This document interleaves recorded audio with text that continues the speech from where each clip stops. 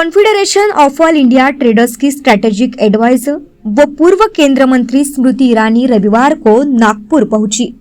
दरमियान विदर्भ हिंदी साहित्य सम्मेलन के मोर भवन स्थित टीम कैट नागपुर द्वारा आयोजित महिला और छोटे व्यापारियों के सम्मेलन में उन्होंने प्रमुख अतिथि के तौर पर शिरकत की, जहां कैट टीम की महिलाओं की ओर से स्मृति ईरानी का शाल और पुष्पगुच्छ देकर स्वागत किया गया। इस दौरान महिलाओं को संबोधित करते हुए स्मृति ईरानी ने बताया कि सरकार की ओर से जनधन और छोटे व्यवसाय के लिए बड़ी मात्रा में लोन दिए जा रहे हैं, जिससे व्यापारी छोटे बड़े बिजनेस कर देश के आर्थिक ढांचे को मजबूत करने के लिए पूरी जोर कोशिश कर रहे हैं। इन उद्योजकों में महिलाओं का भी बड़ा योगदान है और महिलाओं ने बड़ी तादाद में व्यापार जगत में अपनी पकड़ मजबूत करने के लिए हर संभव प्रयास करना चाहिए। इस तरह का आह्वान भी इस आयोजन के माध्यम से स्मृति ईरानी ने किया। छोटा सा उद्योग अगर विफल हो गया तो इसका मतलब जीवन में वो फिर दोबारा ऐसी कोशिश नहीं करें। आज मैं महिलाओं से विशेष आग्रह करती हूँ, पुरुष जब उद्योग में जाते हैं या उद्यम नया शुरू करते हैं तो वो अगर एक बार भी विफल हो तो हाथ पर हाथ धरकर नहीं बैठते, वो पुनः शुरू करते हैं अपना उद्योग की जिंदगी दुनिया में यात्रा, ताकि वो सफलता को छू पाए और बार बार विफलता से सफलता की ओर जाने का प्रयास करते हैं। इसलिए महिलाओं से मेरा विशेष आग्रह है कि कैट की व्यवस्था में मैं स्वयं देश के 300 शहरों में 1 लाख महिला उद्योग उद्यम से जुड़ी जो महिला है उनकी ट्रेनिंग के लिए जाने वाली हूँ। मैंने भर्ती अभी से कहा कि आप कैट के माध्यम से इसमें सहयोग दें, ताकि कैट परिवार छोटे से छोटे शहर में, और मेरा ये संकल्प है कि मैं लद्दाख भी जाऊंगी, लक्षद्वीप भी जाऊंगी, जितना नागपुर आऊंगी, तो छोटा से छोटा उद्योग हो और महिला चाहे कितनी भी गरीब घर की क्यों ना हो, अगर उसने 2 वर्ष उद्योग में अपना सहयोग दिया है तो हम उस महिला की ट्रेनिंग, चाहे वो सर्टिफिकेशन की हो, कंप्लायंस की हो, चाहे बैंक या इंश्योरेंस कंपनी से उसका मिलना हो, चाहे आजकल एआई का जमाना है, एआई की उसको अगर प्रशिक्षण देना हो, ये सारी व्यवस्थाएं मैं स्वयं करूंगी। बस भर्ती शर्त यह है कि आपको कैट की ओर से सहयोग देना पड़ेगा और चिन्हित करना पड़ेगा कि बहन को मदद की दरकार है। ये मैं इसलिए कह रही हूँ क्योंकि वर्तमान में भारत हमारे विश्व की 4थी सबसे बड़ी अर्थव्यवस्था हम लोग बन चुके हैं। लेकिन क्या 4थी पायदान पर रहकर संतोष होगा? क्या 3री पायदान पर रहकर संतोष होगा? क्या 2री पायदान पर रहकर संतोष होगा? नंबर 1 बनना है तो पुरुषों के साथ बहनों को कदम से कदम मिलाकर चलना है और भारत की अर्थव्यवस्था को सुदृढ़ करना है, विश्व भर में सबसे ऊंचे शिखर पर मातृभूमि को पहुंचाना है। इस संकल्प में आप सहयोग देंगे, ऐसा मेरा विश्वास है। हम सब के अपने परिवार के ऋणी हैं कि कम से कम हम जब वार्ता करने आते हैं तो सर पे पंखा चल रहा है, हॉल बढ़िया है जिसमें लाइट लगी है। हम ये भी याद रखें, आज देश में 9 करोड़ बहनें ऐसी हैं जो बचत गट के माध्यम से, सेल्फ हेल्प ग्रुप के माध्यम से हमारे देश में अपनी सेवा दे रही हैं। उनका वार्षिक उद्योग मात्र सेल्फ हेल्प ग्रुप के माध्यम से $37 बिलियन तक का।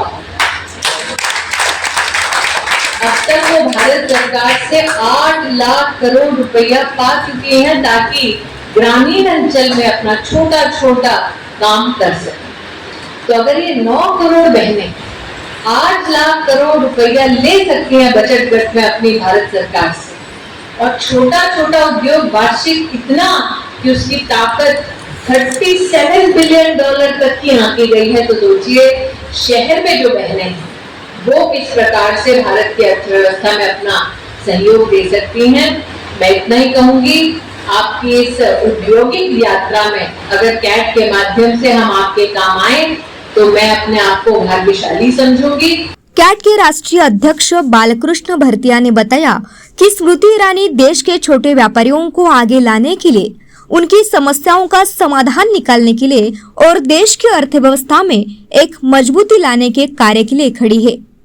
ऑनलाइन कंपनियों द्वारा छोटे व्यापारियों का जो शोषण हो रहा है उसके लिए वह लगातार कार्य कर रही है। उन्होंने कहा कि जिस तरह से स्मृति ईरानी ने अपनी पूरी जिंदगी पेंशन सैनिकों के परिवार के लिए डोनेट की है, उसी तरह कैट भी नागपुर से 1 करोड़ की राशि डिफेंस के लिए देने की बात उन्होंने की। में हम अगर सड़क पर नहीं जा सकते तो सड़क पर गए हुए सिपाही के परिवार के प्रति हमारा क्या दायित्व है, ये बात आदरणीय स्मृति जी ने उस दिन मंच पर सबके सामने की और सभी लोग बहुत भावुक हो गए जब इन्होंने अपने भविष्य का पूरा पेंशन डिफेंस फंड में देने की बात की। तो हम लोग भी बहुत भावुक हो गए थे और उस समय आनंद फानंद में 1 करोड़ बोल दिए। 1 करोड़ से फिर बाद में हमने ये चर्चा की कि 1 करोड़ बहुत कम बोल दिए। तो 1 करोड़ मेरा ऐसी अपेक्षा है कि नागपुर स्वयं कम से कम 1 करोड़ रुपए नेशनल डिफेंस फंड में डाले। हम लोगों ने देखिए वो अपना घर बार छोड़ के जा रहे हैं, किसके लिए जा रहे हैं? हमारे आज आतंकियों ने हमारे भाइयों को मारा है, कल हमारा भी नंबर आ सकता है। तो वहाँ पर हमें योगदान देना, तो नागपुर में ये एक कमेटी बनाने की मैं कोशिश करते हैं, जितना हो जाए उतना अच्छा। टारगेट तो बड़ा रहे और जैसा होगा मगर देंगे मैडम के माध्यम से। हाँ, वो उसको एक फंड क्रिएट कर देख लेंगे। और जो मैडम का लक्ष्य है ना, बात समझिए, उन्होंने छोटे में ही बात की है।